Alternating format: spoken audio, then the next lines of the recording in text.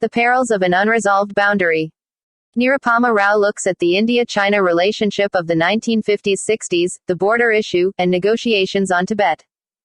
The Fractured Himalaya. India, Tibet, China 1949-1962 Nirupama Rao Viking, Penguin 999 rupees.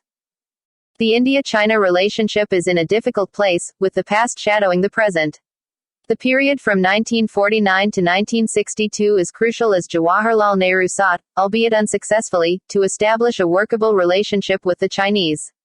Nirupama Rao, former Foreign Secretary and Ambassador to China, traces the history of Tibet, the genesis of the McMahon Line, Communist China's military takeover and domination of Tibet, and the border row between India and China in her new book, The Fractured Himalaya. An excerpt from the book. It was to be over a year before negotiations between India and China on relations between India and Tibet opened in Beijing. These commenced on December 31, 1953.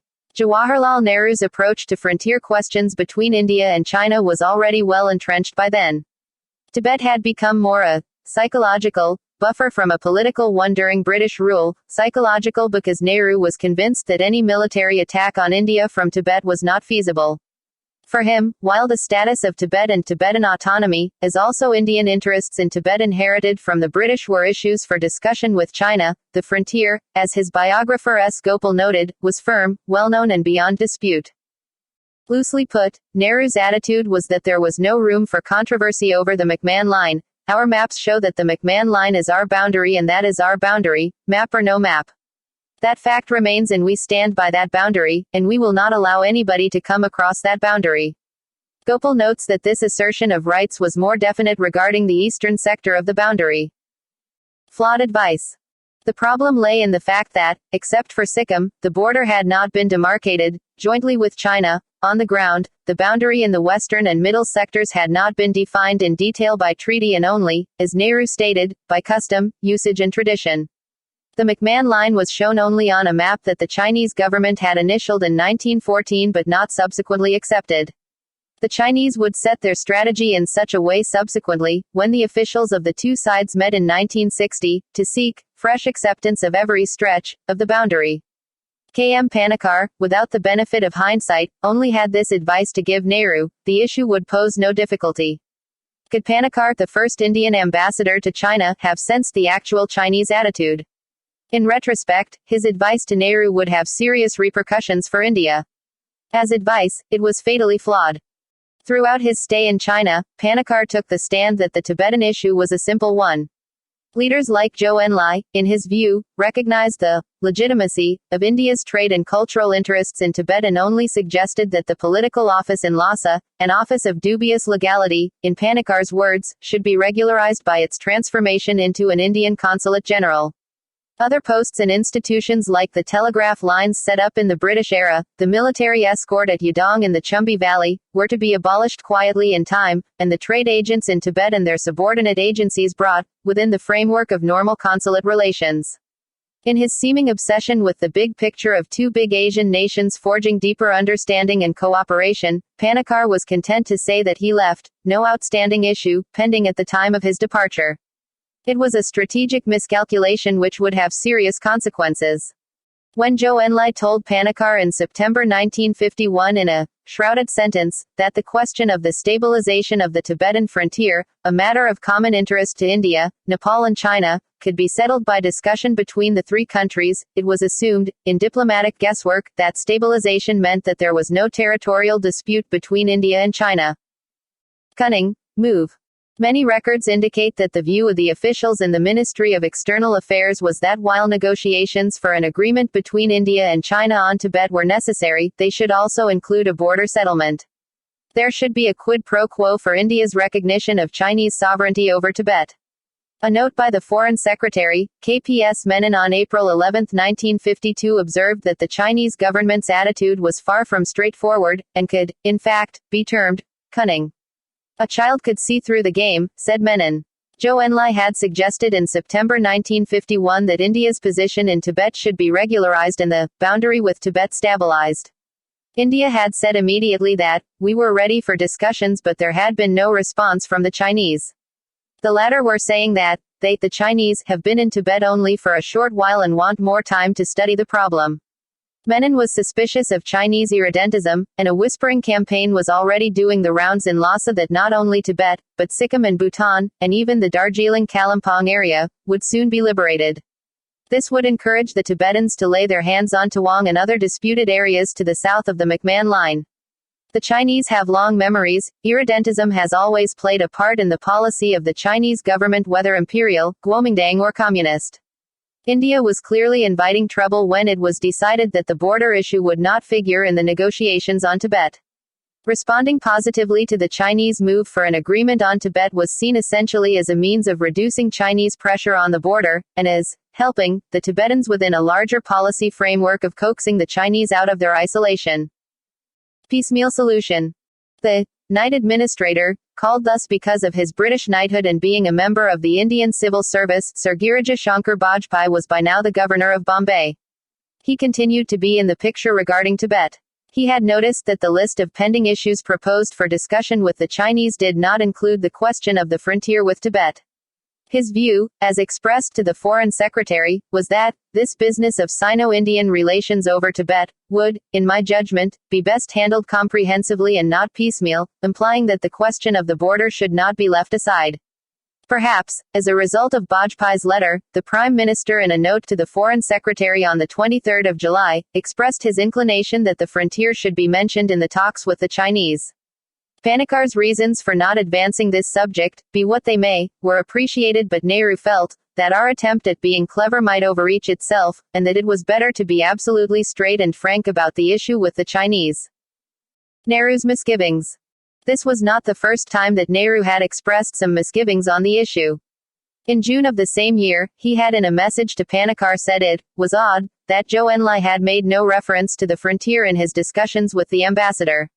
He did not like Zhou's silence in the matter, he added, since the Indian government had made it clear in Parliament that not only the direct frontier with Tibet, but also the frontiers of Nepal, Bhutan and Sikkim, should remain unchanged.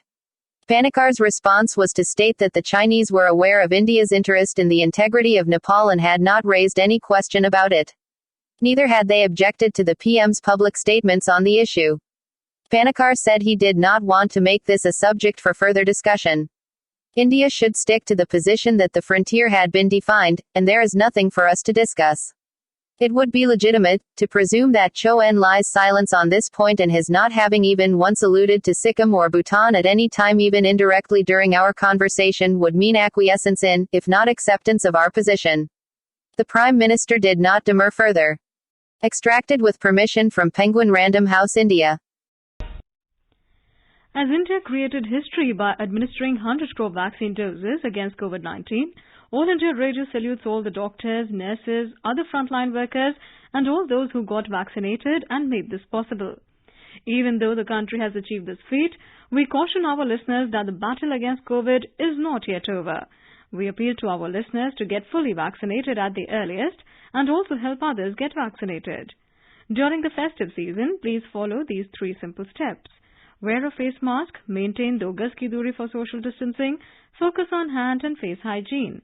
For any COVID-related information and guidance, contact national helpline numbers 011-2397-8046 and 1075. And now the news. Prime Minister Narendra Modi has launched the PM Ayushman Bharat Infrastructure Mission from Varanasi with a total outlay of 64,180 crore rupees. Addressing a public meeting at Mehendiganj in Varanasi after launching the scheme nationwide, Mr. Modi said the PM Ayushman Bharat Health Infrastructure Mission aims to strengthen the critical healthcare network from village to block to the district to the regional and national level in the next 4-5 years. भविष्य में किसी भी महामारी से निपटने में हम तैयार हो, सक्षम हो, इसके लिए अपने हेल्थ सिस्टम को आज तैयार किया जा रहा है। कोशिश ये भी है कि बीमारी जल्दी पकड़ में आए, जांच में देरी ना हो। लक्ष्य ये है कि आने वाले 4-5 सालों में देश के गांव से लेकर ब्लॉक, जिला, रीजनल और नेशनल लेवल तक क्रिटिकल हेल्थ केयर नेटवर्क को सशक्त किया जाए। The Prime Minister said under this mission, his government will develop the network of treatment and critical care units in every nook and corner of the country with an aggressive approach. He said it will work to provide affordable, accessible and cheap holistic healthcare facilities in the country. The Prime Minister said, through PM Ayushman Bharat Health Infrastructure Mission, an entire ecosystem for services from treatment to critical research will be created in every corner of the country. The Prime Minister said, under this mission, health and wellness centres will be opened in villages and cities, and facilities like free medical consultation, free tests, free medicine will be provided in these centres. Ayushman Bharat health infrastructure mission के 3 बड़े पहलू हैं। पहला, diagnostic और treatment के लिए विस्तृत सुविधाओं के निर्माण से जुड़ा है। इसके तहत गांवों और शहरों में हेल्थ एंड वेलनेस सेंटर खोले जा रहे हैं, जहां बीमारियों को शुरुआत में ही डिटेक्ट करने की सुविधा होगी। इन सेंटरों में free medical consultation, free test, free दवा, ऐसी सुविधाएं भी मिलेगी। Mr. Modi said for serious illnesses, 30,000 new critical care-related beds are being added in 600 districts and referral facilities will be given in 125 districts under this mission. The Prime Minister inaugurated 9 medical colleges in Uttar Pradesh. The medical colleges are situated in Siddharth Nagar, Etah, Hardoi, Pratapgarh, Fatehpur, Devariya, Ghazipur, Mirzapur and Jaunpur districts. Addressing a gathering in Siddharth Nagar, Mr. Modi said that these medical colleges will enhance the health infrastructure in Purvanchal. Union Home Minister Amit Shah has said instead of talking to Pakistan, the government would rather be interested in talking to the youth and people of Jammu and Kashmir for making the Union territory as the most developed and prosperous in the country.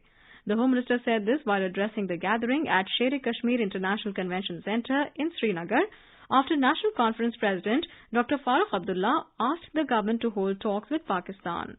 मैं आपके साथ मन खोलकर बात करना चाहता हूं, इसीलिए ना बुलेट प्रूफ है, ना कोई सिक्योरिटी है, मैं आपके सामने ऐसे ही खड़ा हूं। मित्रों, मैंने अखबार में देखा फारूक साहब ने मुझे सलाह दी है कि भारत सरकार पाकिस्तान से बातचीत करे। अब खैर बड़े अनुभवी व्यक्ति है, मुख्यमंत्री रहे सूबे के, उनकी सलाह है, मगर मैं फारूक साहब को कहना चाहता हूं और आप सबको विशेष करना चाहता हूं, बात करनी है तो मैं मेरे घाटी के भाइयों और बहनों के साथ बात करूंगा, घाटी के युवाओं के साथ। मैं क्यों न बात करूं आपसे? हम चाहते हैं कि हम आपके साथ बात करें। इसीलिए मैं जब युवाओं से बात कर रहा था, मैंने कहा था कि मैं घाटी के युवाओं के साथ दोस्ती करना चाहता हूं। मेरा हाथ मैंने घाटी के युवाओं के साथ दोस्ती का लंबा किया और मुझे भरोसा है कि हमारे नियत में कोई खोट नहीं, हमारे मन में कोई बुरा भाव नहीं है। The Home Minister asserted that the government is aimed at wiping out terrorism from Jammu and Kashmir and put an end to civilian killings completely and maintained that nobody would be allowed to disrupt peace and the process of development of the Union Territory. Mr. Shah also paid his obeisance to goddess Ragana Devi at Kheer Bhavani Temple in central Kashmir's Gandarbal district. Road Transport and Highways Minister Nitin Gadkari has launched knowledge app and platform Consult, emphasizing on innovation, entrepreneurship, science technology, research and skill for knowledge transformation. The minister said conversion of knowledge into wealth is the future. Mr. Gadkari said knowledge is changing the world and cooperation, coordination and communication is very important in administration and business organizations. The minister also stressed upon the importance of human relationships and said that no one is perfect and one should take advice, consult and learn from the experience of others. Consult app is the first such global facility by which people who need information, advice, counsel, guidance can contact and call up experts in multiple sectors on the go. The Ministry of Textiles has approved the pilot project on skilling of design and commissioning technical personnel associated with the application of geotextiles in infrastructure projects. The project will be conducted concurrently by Indian Institute of Sciences, Bangalore, Indian Institute of Technology, Madras, and Indian Institute of Technology, Roorkee. India's COVID-19 vaccination coverage has crossed 102 crore and 86 lakh mark. Out of the total vaccination, more than 71 crore 88 lakh doses have been given as the first dose, while over 30 crore 98 lakh doses have been administered as the second dose. The Health Ministry said more than 58,87,000 vaccine doses were administered yesterday. Uttar Pradesh has become the first state in the country to fully vaccinate 3 crore people against coronavirus. The state is also number 1 in total COVID vaccinations with more than 12 crore 65 lakh doses of COVID vaccines administered so far. Yesterday, only 2 new cases of COVID infection were found in the state, which is the lowest in recent times. The U.S. government has finalized a financing arrangement with Hyderabad-based Biological E Limited, formalizing $50 million to expand the company's capacity to produce COVID-19 vaccines. In a statement, the U.S. Embassy in India said, the continued partnership will help bolster near-term COVID-19 response efforts and will also benefit long-term global health in India and throughout the Indo-Pacific region. The development underscores the significance of the agreement under the Quad Vaccine Partnership. Finance Minister Nirupama Rao chaired review meetings with the Ministry of Civil Aviation and Department of Telecommunications in New Delhi yesterday to give a fillip to capital expenditure or CAPEX in infrastructure project progress in the country. The review meetings were attended by Economic Affairs Secretary, Civil Aviation Secretary, Telecom Secretary, Joint Secretaries Economic Affairs, Joint Secretary and Finance Advisors of Civil Aviation and Telecom, amongst others. In cricket, Afghanistan thrashed Scotland by 130 runs in their debut match of the T20 World Cup in Sharjah last night. Opting to bat first after winning the toss, Afghanistan posted a score of 190 runs for 4 wickets with the help of Najibullah Zadran's 59 and Rahmanullah Gurbaz's 46 runs. For Scotland, Zafian Sharif picked up 2 wickets. And that is the end of this news bulletin.